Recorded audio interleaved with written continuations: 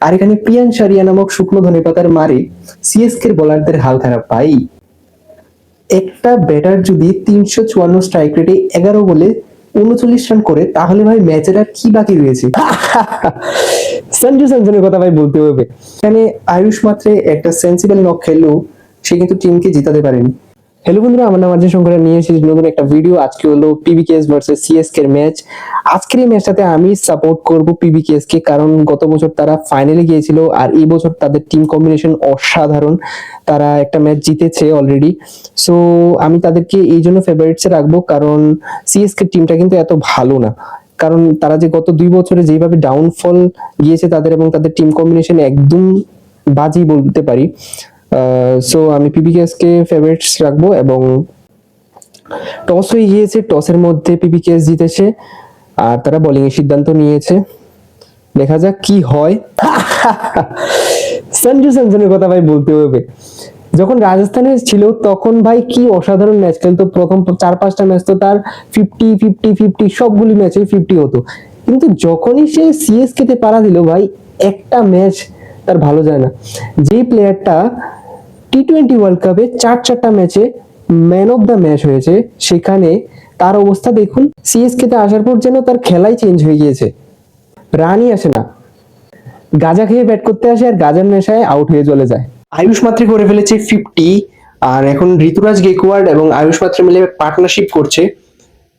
বর্তমানে রান যেটা হয়েছে 102 রান, হয়তোবা এই রানটা 200 ঘরে যেতে পারে যদি তারা পার্টনারশিপটা বজায় রাখে। পাঞ্জাবের প্লেয়াররা কি ভাই ফিল্ডিং করতে গাঁজা খেয়ে নিয়ে আসে? আমি কিছু বুঝলাম না। তারা এইভাবে ক্যাচ কেন ছাড়ছে? আয়ুষ মাত্রের ক্যাচটা ছেড়ে দিল, কি অসাধারণ ললিপপ ক্যাচ ছিল ভাই। ওখানে শশাঙ্ক সিং একটা ক্যাচ ছেড়ে দিল, সেটাও কিন্তু খুবই খুবই ইজি একটা ক্যাচ ছিল। এই ধরনের ক্যাচ ছাড়লে তো ভাই এমনি রান চলে যাবে। আগের ওভারে চেহেল একটা উইকেট নিল আর এই ওভারে নিয়ে নিল আরেকটা উইকেট বৈশাখ।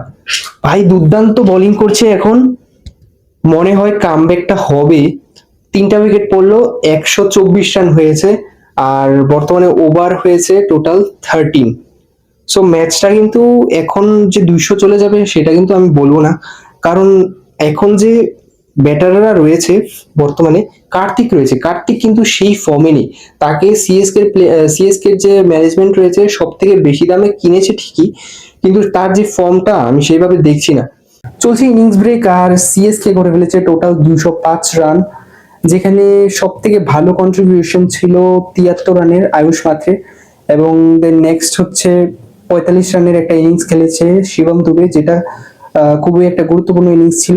এছাড়া রয়েছে একটা সুন্দর ক্যামিও যেটা সারফরাজ খেলেছিল, 12 বলে 32 রান। এই রানটা হয়তোবা টার্নিং পয়েন্ট হতে পারে যদি সিএসকে এই ম্যাচটাকে খুবই কম রানে জিতে। হয়তোবা দেখা যাবে যে এই সারফরাজ খানকে কিন্তু প্লেয়ার অফ দ্য ম্যাচও দেওয়া হতে পারে। আর এখানে প্রিয়ান সারিয়া নামক শুকনো ধনেপাতার মারে সিএসকে বোলারদের হাল খারাপ ভাই। একটা ব্যাটার যদি 354 স্ট্রাইক রেটে 11 বলে 39 রান করে তাহলে ভাই ম্যাচের আর কি বাকি রয়েছে। 84 বলে মাত্র 142 রান লাগে, যেটা আমার মনে হয় খুবই ইজি চেস করা, কারণ যেই ফর্মে রয়েছে পাঞ্জাব কিংসের ওপেনাররা, পাপ সিমরন সিংও কিন্তু গিয়ার আপ করতে পারে। সো গত ম্যাচের যে হিরো কুপার কনলি, সে কিন্তু এখন ক্রিজে নেমেছে। দেখতে হবে তার খেলা যে সে কি করতে পারে। আমার বিশ্বাস এই ম্যাচটা গ্যারান্টি পিবিকেএস জিতবে।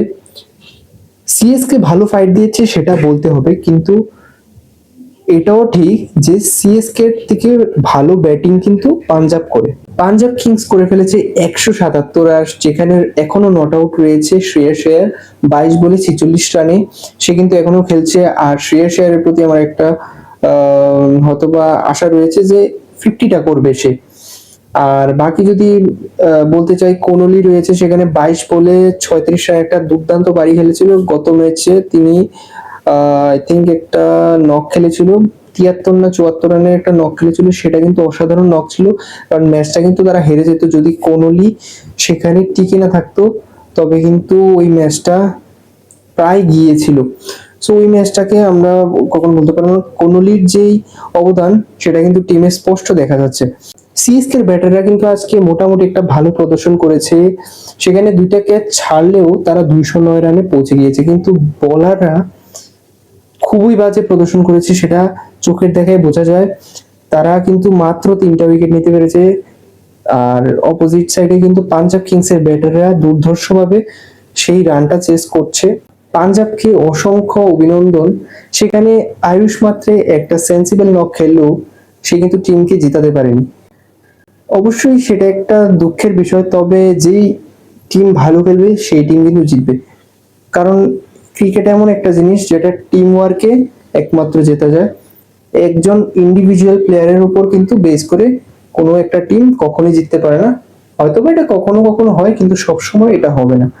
সো ওইটা মনে রাখতে হবে। আর 5 উইকেট হাতে রেখে কিন্তু এই পাঞ্জাব সিএসকে কে হারিয়ে দিয়েছে।